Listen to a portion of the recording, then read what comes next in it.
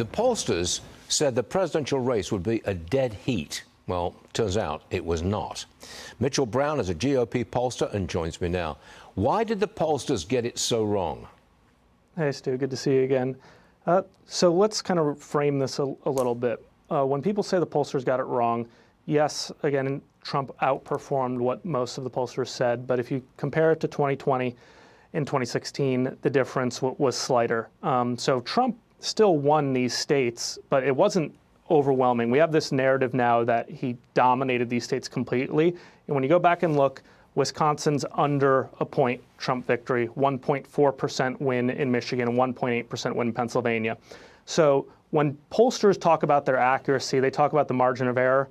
And so most of them will say on these statewide polls, it's a 3%. So for them, if they said Trump was down one, in their mind, they are still winning if Trump wins by 1.8 because it's in that 3-point margin.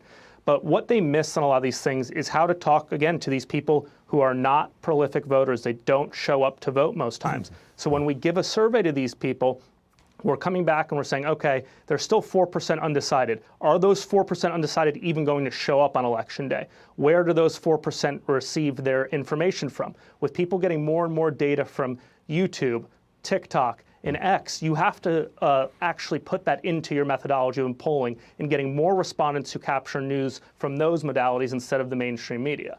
The polling guru, Nate Silver, is saying something similar. He says polling is not the problem. He says the real problem is that polls get a higher response rate from Democrats.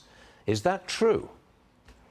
Yes. I mean, Democrats do have a higher proclivity of responding to polls, but that's not an excuse to let the pollsters off on. You have to understand that and send out polling info to Republican bases and to these audiences that don't often respond and don't have a high voting proclivity. So a lot of people will go out and do these surveys only to registered voters. So you're missing a whole group of people in this country. So it comes back down to the methodology. You can't let people slide on not doing that and not putting out the good faith effort, especially after we've seen these groups of people influence 16 and 20 elections. You have to account for them when you're polling.